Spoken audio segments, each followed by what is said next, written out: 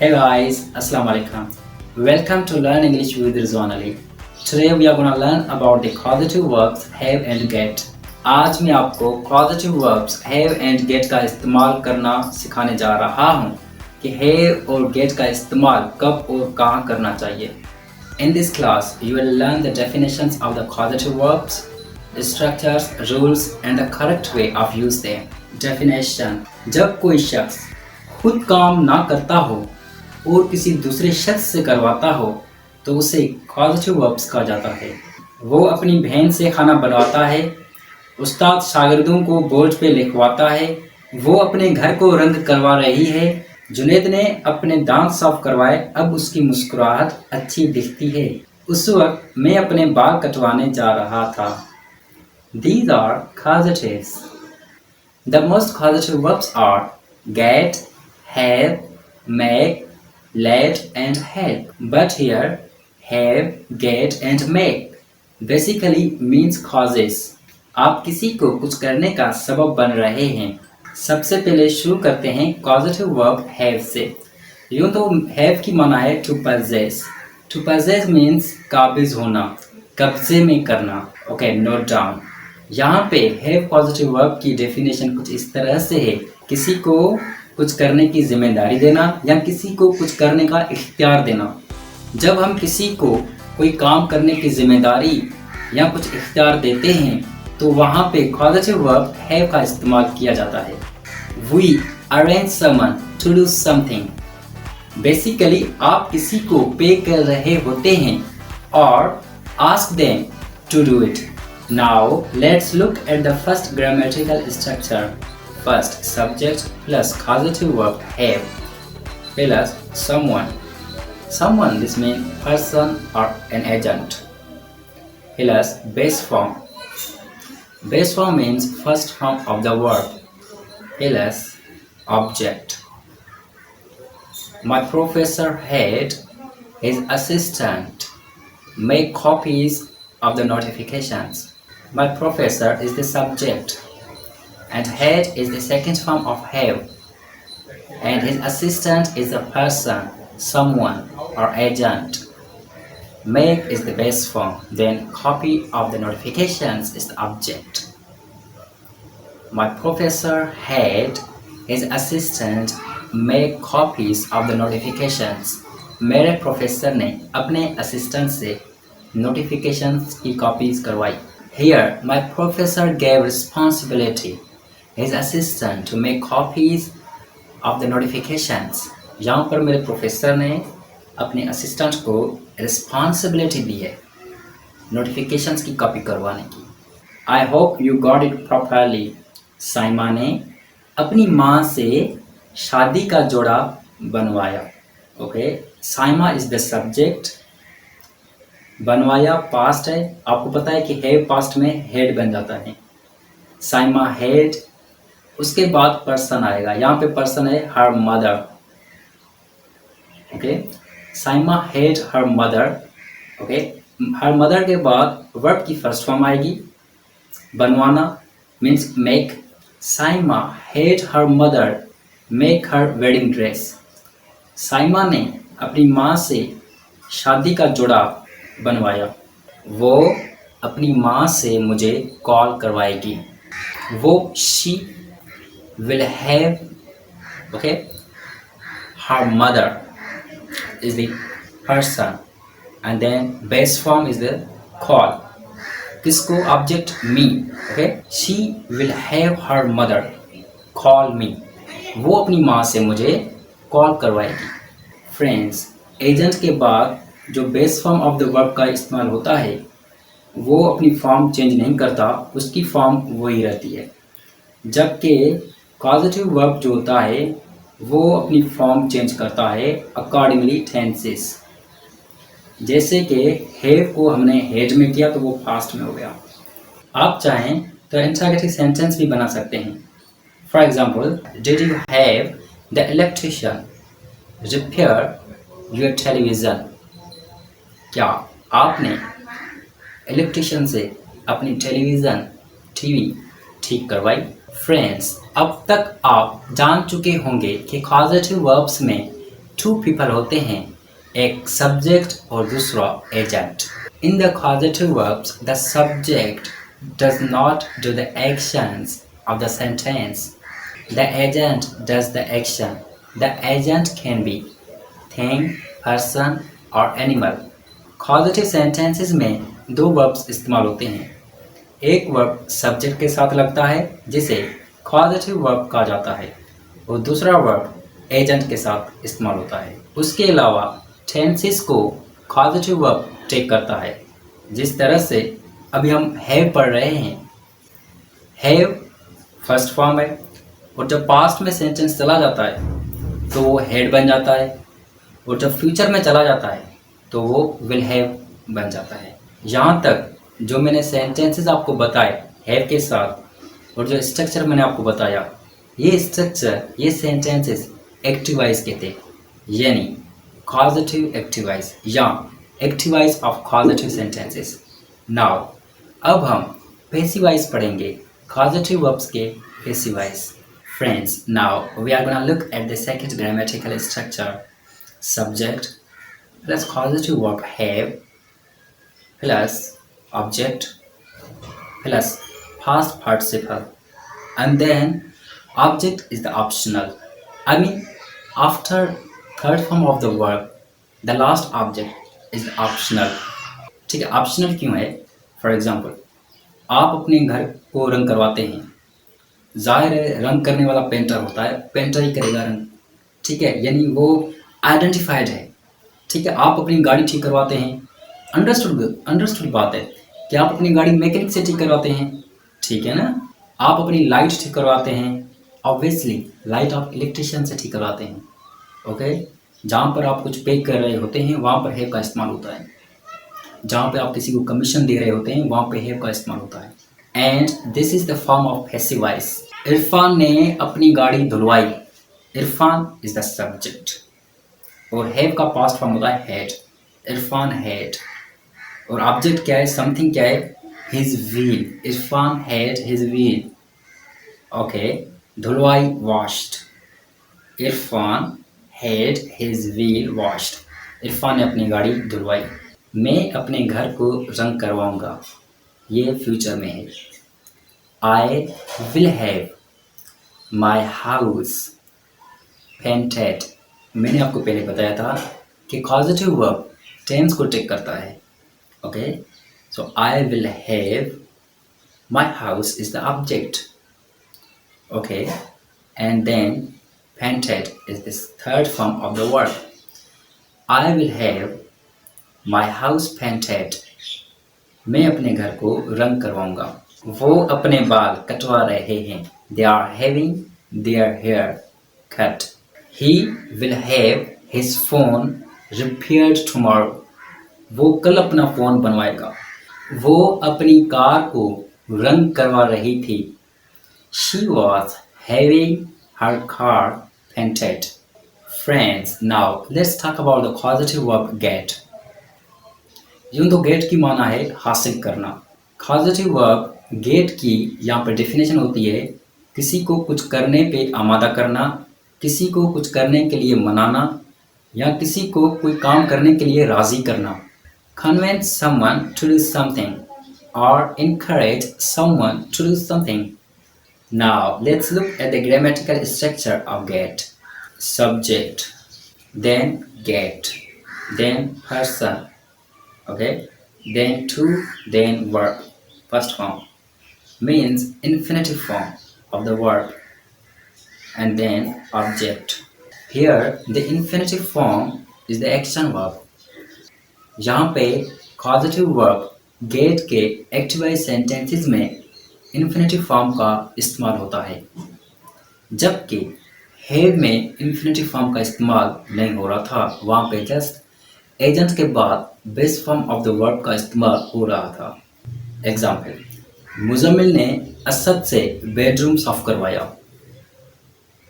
Okay, मतलब मुजम्मिल ने असद को कायल किया होगा, मनाया होगा, राज़ी किया होगा बेडरूम साफ करने के लिए, तो मुजम्मिल ने असद से बेडरूम साफ करवाया। Muzammil is the subject and then got is the second form of get, the sentence in the past. Okay, Muzammil got, और गॉट के बाद पर्सन आएगा, क्योंकि कॉजेटिव वर्ब के बाद पर्सन आता है, और पर्सन या एजेंट, यहाँ पे पर्सन कौन है? असद। मुजम्मिल गॉट असद। और उसके बाद आपको मैंने बताया था कि इन्फिनिटिव फॉर्म होती है। Muzammil got Asad to clean the bedroom. Okay, the bedroom is the object, after infinitive form is the object. Muzammil ने असद से बेडरूम साफ करवाया। वो हमेशा अपना काम मुझसे करवाती है। ये प्रेजेंट सिंपल टेंस है, लेकिन कॉजेटिव वर्ब का इस्तेमाल यहाँ होता है। वो अपना काम खुद करती है, ये प्रेजेंट इंडेफिनिट टेंस का सेंटेंस है। वो अपना काम मुझसे करवाती है, ये कॉजेटिव वर्ब का इस्तेमाल है यहाँ पर। ठीक है, यानी वो खुद नहीं करती, वो किसी और से काम करवाती है। ठीक है। She always gets me to do her work. वो हमेशा अपना काम मुझसे करवाती है। Sadaf got air hostess to bring some chocolate. Sadaf ने एयर होस्टेस से कुछ चॉकलेट मंगवाए। Friends, now look at the second grammatical structure of get. First, subject. Then you have to add causative verb get, and then object. After object, you have to add past participle, third form of the verb, and this is the passive voice of the causative verb get. हम अगले हफ्ते बाल कटवाएंगे। Future में है we will get our haircut next week. Okay? Okay friends, causative verbs का इस्तेमाल आप modal verbs के साथ भी कर सकते हैं, जैसे कि उसको शादी से पहले कार धुलवाने की ज़रूरत है। He needs to get the car washed before the wedding. Friends, as usual, I hope कि आज का लेसन भी आपको समझ में आया होगा। यहाँ तक आपको समझ में आ गया होगा कि कॉजेटिव वर्ब गेट का इस्तेमाल कहाँ पर किया जाता है और हैव का इस्तेमाल किस सूरत हाल और कहाँ पर किया जाता है। फ्रेंड्स, तीसरा भी एक कॉजेटिव वर्ब है जो कि कॉज क्रिएट करता है, जो कि है मेक। हमारी नेक्स्ट क्लास होगी मेक पे। Okay guys, remember subscribe to my YouTube channel Learn English with Rizwan Ali for more English video lessons. Today I'm going to talk about the causative verb make. So let's get started. Guys, causative verbs उन्हें कहा जाता है जब कोई शख्स यानी subject खुद काम ना करे और किसी और शख्स या एजेंट से करवाए। प्रीवियस लेसन में आपने causative verbs have and get का इस्तेमाल सीखा। आज आप मेक का इस्तेमाल सीखेंगे। Make is stronger than have and get. Definition: to force someone or something to do something for you. किसी को कोई काम करने पर मजबूर करना या किसी को आपके लिए कोई काम करने पर मजबूर करना, ज़ोर भरना। अगर आप किसी से कोई काम ज़बरदस्ती करवाते हैं या मजबूर करके आप किसी शख्स से कोई काम करवाते हैं तो वहाँ पे कॉजेटिव वर्ब मेक का इस्तेमाल किया जाता है। व्हेन टू यूज़, यानी मेक का इस्तेमाल कब किया जाए। ज़्यादातर मेक का इस्तेमाल तब किया जाता है जब बड़े अपने छोटों से कोई भी काम करवाते हैं, तो वहाँ पे आप मेक का इस्तेमाल कर सकते हैं। Now let's look at the grammatical structure. सबसे पहले आपको सब्जेक्ट का इस्तेमाल करना होता है, उसके बाद causative verb make. Causative verb make सब टेंसेस को टेक करता है, और फिर person plus verb base form plus object. Object optional होता है, आप चाहें तो ऑब्जेक्ट इस्तेमाल कर सकते हैं और अगर आप चाहें तो ना भी करें। Depend on the sentence. Okay friends, so let's look at the first example. I made Rehan clean my room before the party. मैंने पार्टी से पहले रेहान से अपना कमरा साफ करवाया। I made Rehan clean my room before the party.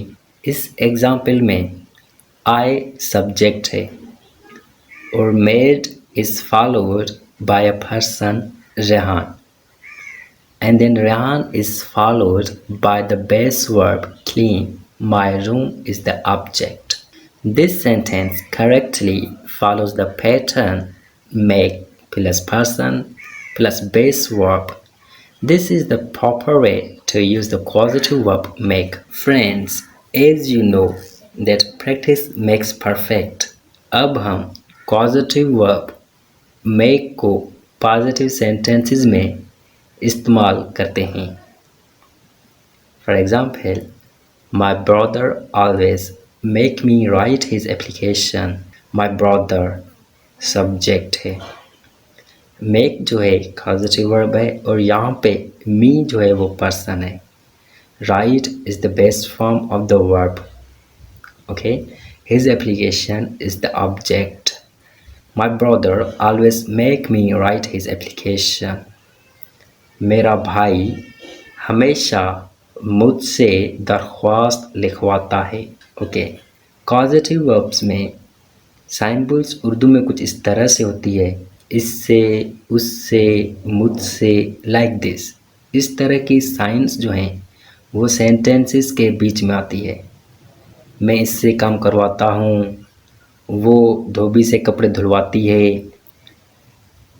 ये अपनी बहन से खाना बनवाता है, मॉम अपने बच्चों से होमवर्क करवाती है, like this.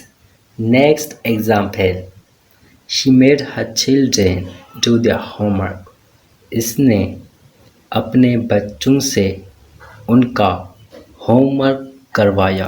There teacher was making them apologise for what they had said. उनका उस्ताद उनसे मुआज़रत करवा रहा था।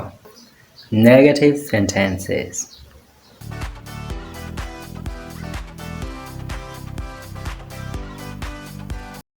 We weren't making her tea. हम इससे चाय नहीं बनवा रहे थे। She doesn't make him sit. वो इसे नहीं बिठाती है। His boss didn't make him work overtime. इसके बॉस ने इससे ज़्यादा वक्त काम नहीं करवाया।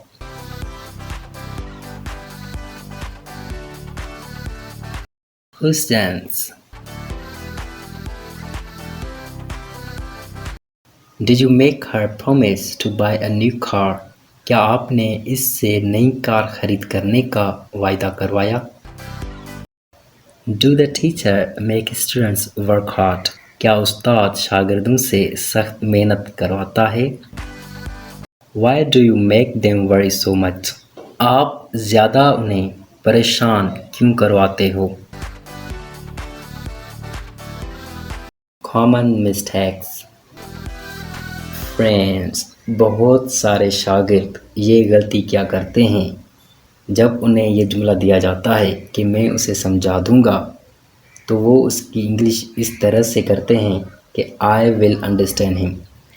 भाइयों, I will understand him future simple tense है और आई विल अंडरस्टैंड हिम की माना ये होती है कि मैं इसे समझूंगा, मैं इसे समझाऊंगा या मैं इसे समझा दूंगा।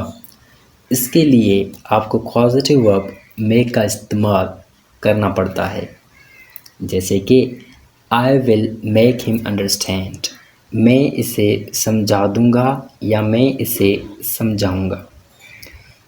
दूसरी गलती हमारे यहाँ ये भी क्या करते हैं आजकल के शागिर्द, I will do him work, यानी वो समझते हैं कि इसकी माना ये होती है कि मैं इससे काम करवाऊंगा, जबकि ये भी फ्यूचर सिंपल टेंस का सेंटेंस है। मैं इससे काम करवाऊंगा, यहाँ पर पॉजिटिव वर्ब मेक का इस्तेमाल किया जाता है, ना कि फ्यूचर सिंपल टेंस का, और इसकी इंग्लिश होती है I will make him work, यानी मैं इससे काम करवाऊंगा। Okay friends, I hope you get it. Guys, आज के लेसन में आपने ये समझा होगा कि मेक का इस्तेमाल कहाँ पे किया जाता है। दरअसल मेक का इस्तेमाल आप वहाँ पे करते हैं जहाँ पे आप खुद काम नहीं कर रहे होते हैं, किसी दूसरे शख्स से करवा रहे होते हैं, लेकिन मजबूर करके ज़बरदस्ती आप किसी से काम करवा रहे होते हैं। फ्रेंड्स, दूसरा आपने ये सीखा होगा कि कॉजेटिव सेंटेंसेस में सब्जेक्ट जो है वो एक्शन परफॉर्म नहीं करता, जबकि the person does the action. तीसरी चीज़ आपने ये भी सीखी होगी कि कॉजेटिव वर्ब्स सब टेंसेस को टेक करता है। फ्रेंड्स, अगर लेसन पसंद आया हो तो please make sure to hit the like button.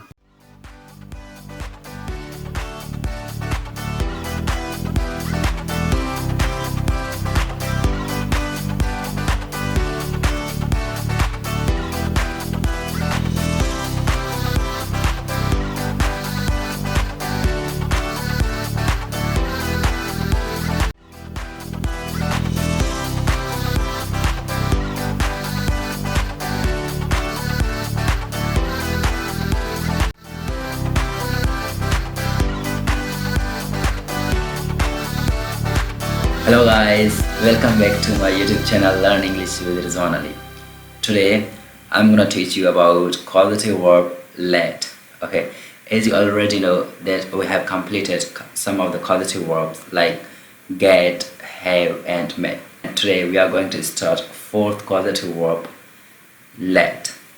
Okay, so get your notebook ready. Today we have really very interesting topic let. Let is the causative verb here, and I'm just going to teach you about the causative verb let. How to use let as a causative verb. Okay.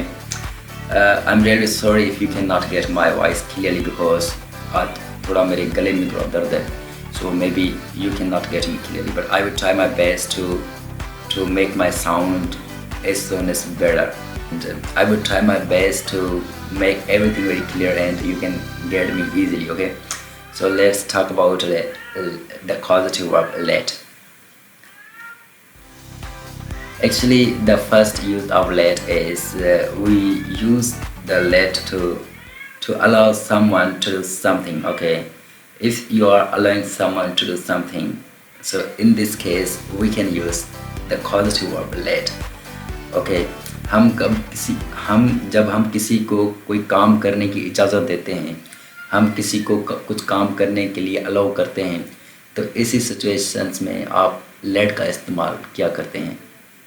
ठीक है, for example अगर मैं कहूँ कि मैं इन्हें movie देखने देता हूँ, I let them watch movie. Okay, so ऐसी सिचुएशंस में आप लेट का इस्तेमाल क्या करते हैं, जब आप किसी को इजाज़त दे रहे होते हैं। Okay friends, we have the next example. For example आपके फ्रेंड्स हैं और आप कहते हैं कि आपके फ्रेंड्स जो हैं वो किसी बैड कंपनी का हिस्सा ना बने, तो for you can say in this situation you can say like by using let, like I don't let my friends go in bad company. Okay, मैं अपने दोस्तों को बुरी सोबत में जाने नहीं देता हूँ।